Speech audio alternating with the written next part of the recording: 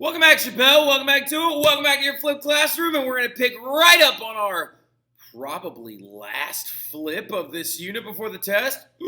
I know, it's crazy, right? It's just because we're mainly trying to focus on our Renaissance artworks, trying to cruise our way into Thanksgiving break, doing a lot to make sure that we're giving our full attention to all these pieces of art and making sure that we are actually really appreciating them as much as we possibly can, right? But the big thing about it, though, is we left off in one of our last classes talking about writings during the Renaissance, right? We were talking about writings during the Renaissance, talking about Dante, and we took a walk through hell together a little bit, right? We mapped out the afterlife and stuff like that was according to the Divine Comedy, really kind of broke it down into its like different pieces, right? Inferno, Purgatory, Paradise. Then we also talked about St. Thomas Aquinas, right? But we're going to pick up now on another very famous guy, a dude by the name of Petrarch, right? And Petrarch, aka Francesco Petrarch, is going to be a very important figure as a founder of the Renaissance, right? He's considered by many historians to be the father of humanism, right? The guy that came along and kind of gave humanism the fame that it deserves, right? Even though, ironically enough, he was yet again another one of these guys that was kind of in the late Middle Ages, right? Pops are up around like 1341.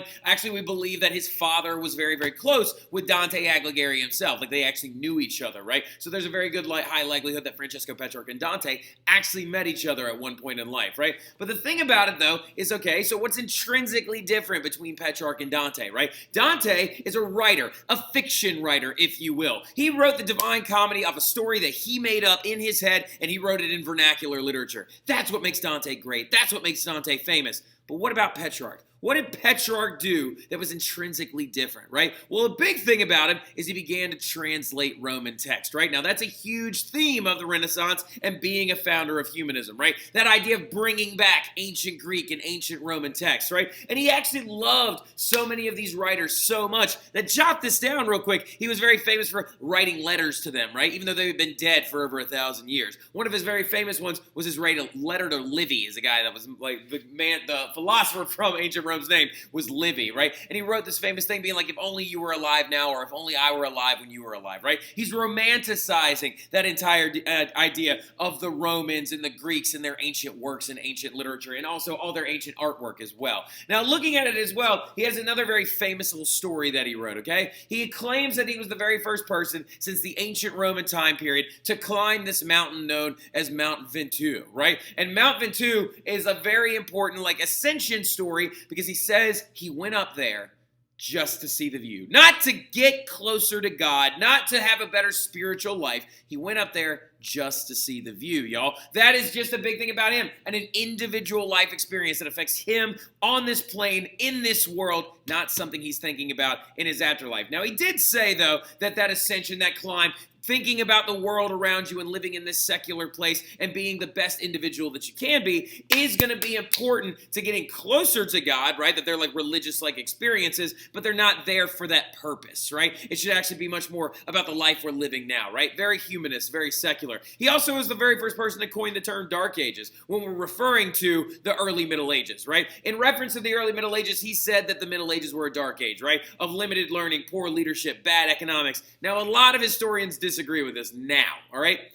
I still kind of agree with Petrarch. When you look at the themes of the ancient Greeks and Romans and the intelligence that they were able to bring forward, I think the Middle Ages isn't necessarily a dark age, but it's definitely like a resetting period, right? And another thing about him as well is he created the study of the liberal arts, right? When you went to a university, it was most likely during the Middle Ages that you were going to become a priest, right? You were going to become a priest or a monk or a nun, because remember, universities grew off of those actual cathedrals and large churches and stuff like that, and convents and monasteries would eventually turn into universities, like the University of Bologna in I think it's 1053. The other big ones include the University of Paris, University of Oxford, and stuff like that are going to all emanate off of convents and monasteries. So when you went there, 9 times out of 10, you were going to be a monk or a nun, right? Now with him, though, on the other hand, he actually encourages the study of other subjects, right? History, language, rhetoric, grammar, writing, all these other different ideas that affect us on an everyday level, right? The study of those things is now known as the liberal arts. I went to a liberal arts college. Whenever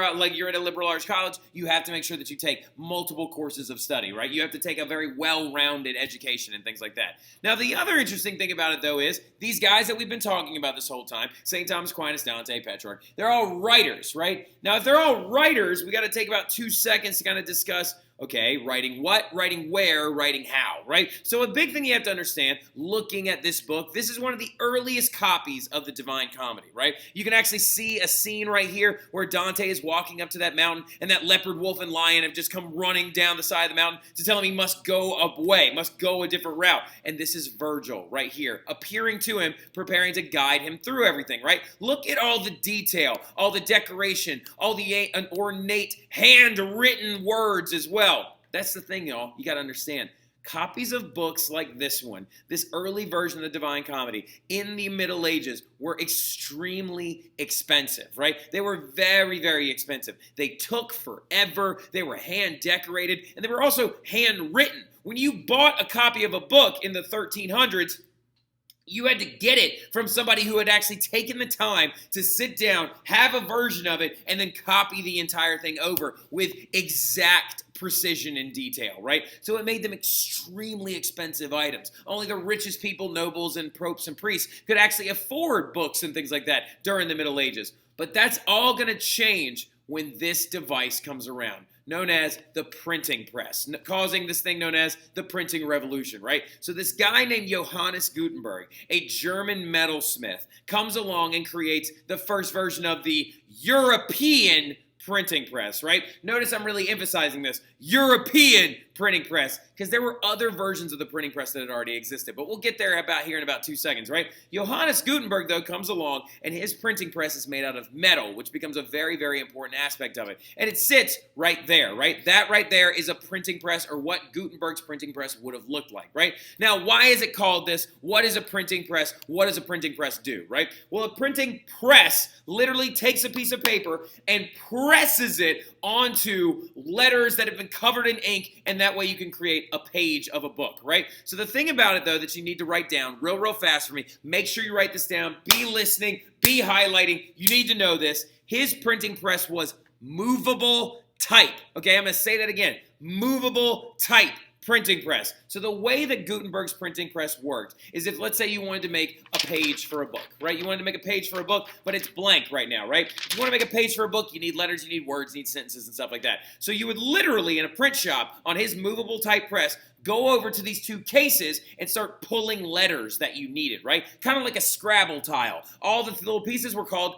types, right? All those little metal squares were called types, and they had a raised metal letter on them, right? And so if I wanted to say, Mr. Terry is awesome, I would literally go like, okay, I need a big M, capital M, and I'm going to put it right there. I'm going to need a little R, put a little R, and then I need a period and right there, and then I'll need a little T, and an E, and an R, and an R, and a Y, and I would just like line them all up, right? And then I would cover them in ink, right? I would cover the letters in ink on the press itself. I would load the piece of paper into it, and then I would go, pow, and press it down like a stamp, right? And then that's how you got some of your pages on your books and stuff like that. Also, fun little fact as well, it's why we call them upper and lowercase letters. When in a print shop, they kept the uppercase or the capital letters on a higher shelf that was a little out of reach because you didn't use them as often. And they kept all the smaller letters on a lowercase. That made it easier to reach and stuff like that. So that's why you had upper and lowercase letters. Now, printed books like that, though, that are made on this printing type or this movable type printing press are going to be much cheaper than that Dante Divine Comedy that we just looked at, right?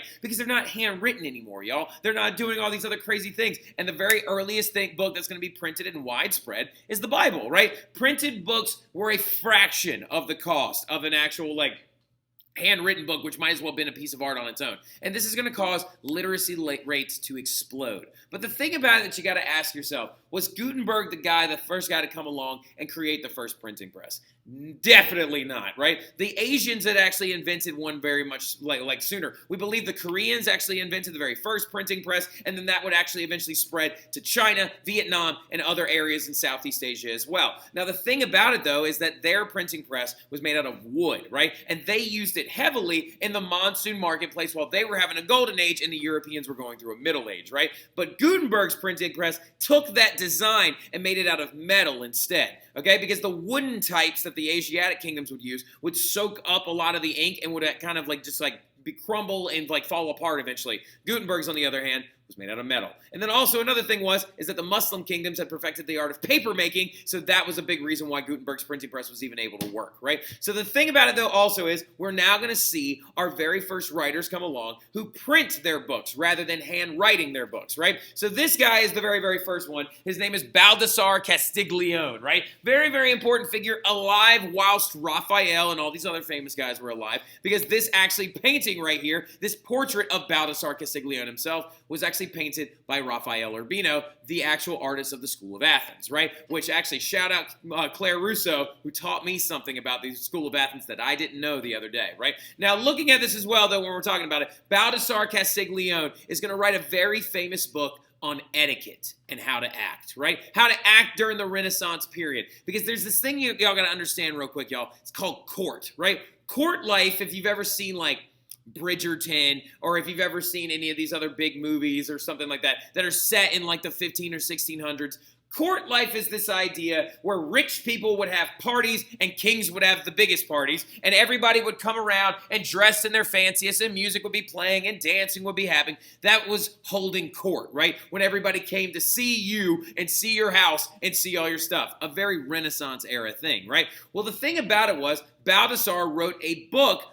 called The Courtier, which was a guidebook on how to act in these situations, a guidebook to behavior, a guidebook how to be somebody that was trusted by a king, and your advice was considered great because they considered you to be that intelligent, right? So that's what a courtier is. A courtier is an advisor to a king. So Baldassare's book was all about how you should act during the Renaissance era, right? And so he had this crazy thing. Do not write this down. You do not need to write this down. Maybe write down like one or two of them just so you can understand the concept of this book, but don't write the whole thing. That's crazy. But according to Castiglione, the ideal man was athletic but not overactive, good at games but not a gambler, plays a musical instrument, knows history, knows literature, and is not arrogant. Sounds to me like I am the ideal courtier person for the Renaissance. I'm just saying, Mr. Terry can do like all of these things, except like I can play the recorder. How about that? Yeah, there you go. I can play that from like I can do some hot and cross buns like any day of the week. Now, also though, the ideal woman, according to Castiglione, which is a sexist version of the way that men were supposed to act, was graceful, kind, lively but reserved, beautiful, and offers balance to a man, right? So the biggest thing about it in general is that's kind of disgusting that Castiglione is, of course, writing these like things being like, oh, you just got to be like the guy, but you got to be better and pretty, which is like really, really stupid. But also in the long run, remember, like the Renaissance may be moving forward, but it does not necessarily mean that these people during this time period are being more accepting of like women in positions of power, right? So, but moving forward though as well, we got one last guy to talk about, and his name is very important. His name is Niccolo Machiavelli, and if you ever need help like learning about this, go ask some of the AP kids. They've learned a ton about this guy, right? But Niccolo Machiavelli is probably the most famous printed writer of the entire Renaissance period, right? Because he was around while the Medicis were around, and at one point, while they were actually gone from Florence because they had been ousted, right? But Niccolo Machiavelli came along and wrote a very famous book known as The Prince, right? And The Prince explored how governments should act. Should they actually be kind to their people more so than they should be rude in rulership, right? The thing about it that you have to understand is that his book called The Prince explored the concept of should a leader be feared or loved, right? Should they be loved by their people or feared by their people, right? Should the ends justify the means? How crass is a ruler allowed to be? What's a good king versus a bad king, right? And we'll talk about the answers to the questions that he asked in class when I see y'all soon. But y'all have a good one, all right?